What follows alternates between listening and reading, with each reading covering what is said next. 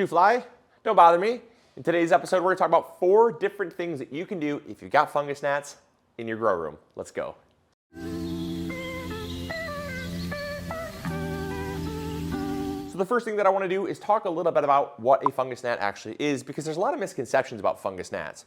The first thing is that a fungus gnat is not a fruit fly. A lot of people get that mixed up and think that they have fruit flies, and so they put out little cups of vinegar, or they put out little fruit fly traps, and then they get really frustrated when they don't actually catch anything. And that's because fungus gnats are not attracted to the same things that fruit flies are. That's because they're not the same.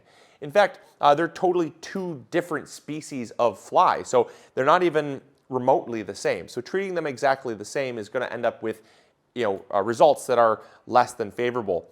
Also, fruit flies have a very short lifespan. That means the fruit flies you see flying around are the adult phase, obviously.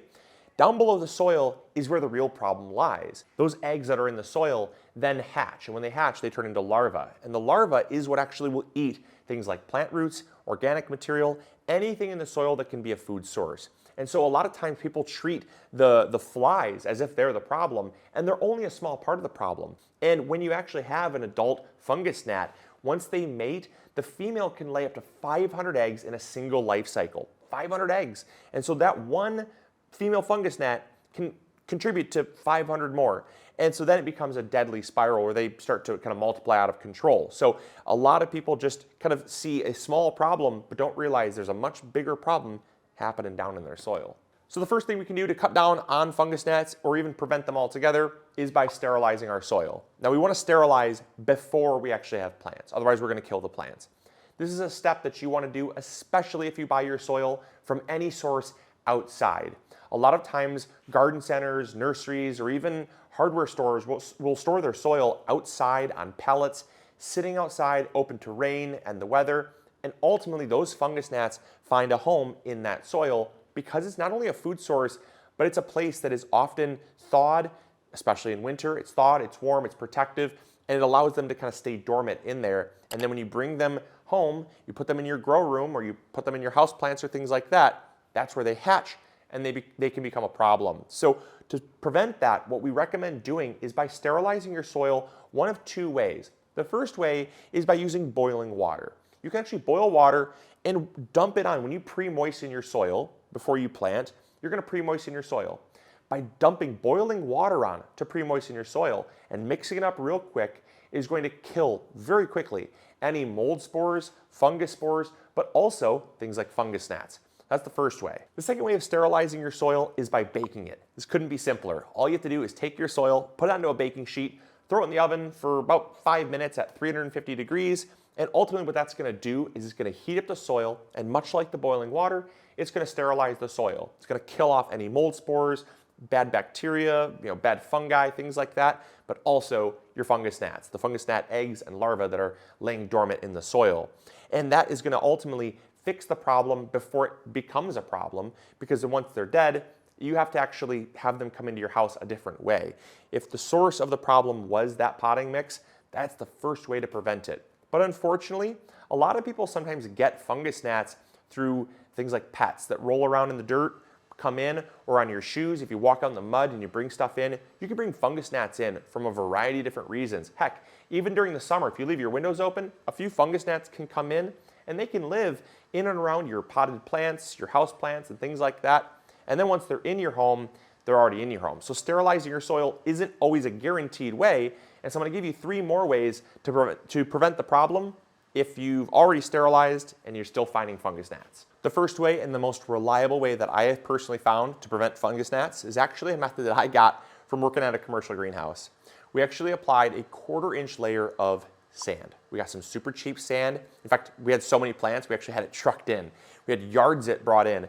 And on our really sensitive plants that were very prone to getting fungus gnats, or were very prone to fungus gnat damage, I should say, we applied sand. A nice 1/4 inch layer before the seeds actually sprouted. The seeds have no problem pushing up through that 1/4 inch layer of sand. However, the fungus gnats, they only have a egg laying organ, I don't know the proper term to call it, but they have an egg laying depositor, maybe that's the term, that is less than a 1/4 inch. In fact, it's far less than that. It's less than a 1/16 of an inch. And so when they go to lay eggs in the soil, that egg depositor pushes into the soil and will deposit the eggs below the soil to prevent them from being consumed by predators and things that would want to eat those eggs. And so by putting a 1/4 inch layer of sand over top of the soil, you can actually mulch the soil and prevent them from laying eggs. Now this works as well on existing plants, a little less effective because ultimately there's still going to be little wiggle rooms and bits and spots where they can actually kind of find that soil, but it does work on things like houseplants, potted plants, even these herbs here in this container. If we put a thick enough layer, really will help to keep them from going into the soil, and then that prevents them from laying eggs. And ultimately that's kind of stopping that life cycle from continuing. Because if you can stop the adults from laying eggs, you can stop them from, well, this is actually crazy. Zoom in here, look at this. There's one right there. I don't know if you can see that, but there's gonna be a lot more here that are, oh, there's so many. Second way is by using a close relative to sand, and that'd be vermiculite. Now, vermiculite is also a really great kind of addition, much like sand is. A little more expensive, but it does work. And basically same premise is you take your vermiculite, preferably a very fine grade of it, and just use it just like you would sand. The added benefit to this is actually going to hold on to some moisture. We just did a video about adding vermiculite to your potting mix and how important it can be, but it also can hold on to some moisture, which you may think might cause some problems, but it actually can help to conserve moisture in your soil, still while providing that protective layer that fungus gnats don't want to, lay into, because they actually, believe it or not, need to lay their eggs directly in organic material. They won't lay eggs in sand. They won't lay eggs in vermiculite. They actually need to lay their eggs directly where there is a food source right away, because as soon as those eggs hatch and turn into larvae, they need a food source. And so they won't lay eggs in a inert substance like sand or vermiculite. So that's another thing. Mulch it just the same way. You're gonna be great. All right, third trick here is using neem oil. Now, neem oil is a really great organic pesticide. It's awesome for controlling things like not only fungus gnats, but spider mites, aphids, thrips, white fly, so many other pests that can come in on your plants and affect your plants, that it becomes a really all-purpose pesticide. But I love to use it, especially on fungus gnats, because of the fact that not only are we can spray our plants down and kind of hit some of those adults, but ultimately what we're doing is we're dumping it, we're watering our plants anytime we need to water, which is pretty infrequent indoors. Usually it's about, I'd say maybe once a week, if that, maybe once every other week. We're watering our plants down. When we water them, we're watering them down with neem oil water. We use about 2 to 3 tablespoons per gallon of water. We add 1 drop of dish soap. That's all we do, 1 drop of dish soap to help emulsify that oil, because oil and water don't mix. And because of that, we actually can then water our plants down with this neem oil solution here.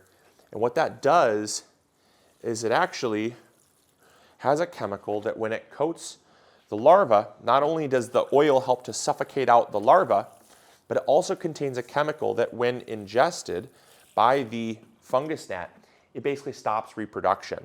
And so it affects not only the adults, but the baby larva. So that's very helpful.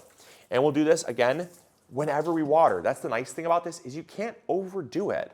When it comes to certain chemicals, you can overdo it. With neem oil, it's really hard to do. What I will say though is if you're using it and your lights are very close to the leaves, try to avoid spraying the leaves down too much, because they can actually cause a little bit of burning. But in terms of like overall damage, the lights are the thing causing the damage. The neem oil is not. So it's just, you want to be kind of careful of that. But overall, it's super safe to use. It's great because it's organic. It comes from the neem seed, which is a plant that grows very naturally and very common in India. And so they'll crush that neem seed down, extract the neem oil, and then you can also use neem cake. Now, neem cake is the residual of the neem seed, and the neem cake can be broken down and basically thrown into your growing medium as well. They sell those online. You can find them online. The neem cake can be added right to your growing medium, and that also has been shown to help as well. So a couple different options when it comes to neem products. And the fourth and final way that you can control and even prevent fungus gnats entirely is just by not watering as frequently. Now, I know that I just said whenever we can water with neem oil. That is correct. But if you are overwatering, what you're doing is you're actually providing a home for the fungus gnats to thrive. Fungus gnats need moisture in the soil. Yes, one component is organic material, absolutely. But they need damp organic material. That is what they actually thrive on, is the damp organic material. And so if you allow your soil to dry out very quickly and you allow it to stay dry for a couple days before you water again, that is actually the most preventative way that I have ever found to controlling fungus gnats. If you're regularly watering your plants and you're watering them 2-3 times a week, you're going to be overwatering. That soil is going to be staying damp for a long period of time. And not only do you run the risk of problems like damping off, which is problems where the seeds don't germinate properly or they rot before they fully germinate, but also you're going to be encouraging a lot of fungus gnat development within your soil. And so those are all the ways that you can actually control fungus gnats. I know we've talked about this in the past, but this is something that always comes up into our inbox. It's something that we always want to tackle because I find that it's probably one of the biggest problems that gardeners face, especially when seed starting. And so I know a lot of you are starting seeds. We're already starting to see the comments and the emails come in. And so I thought I'd just cover this topic again, really be very thorough about my answers, and hopefully it helped you. If you already knew about some of these, hopefully it reinforced what you did already know. And if you did enjoy, make sure to hit the thumbs up. That always really helps spread these videos around. It takes just a second, and I really appreciate it. If you want to go a step further though, consider hitting that subscribe button. We have so many more videos coming out, and if you haven't subscribed yet, you're not going to want to miss all the amazing gardening content that we have coming out. So I hope you guys enjoyed. Hopefully you all learned something new. And as always, this is Luke from the MIgardener channel, reminding you to grow bigger. Take care.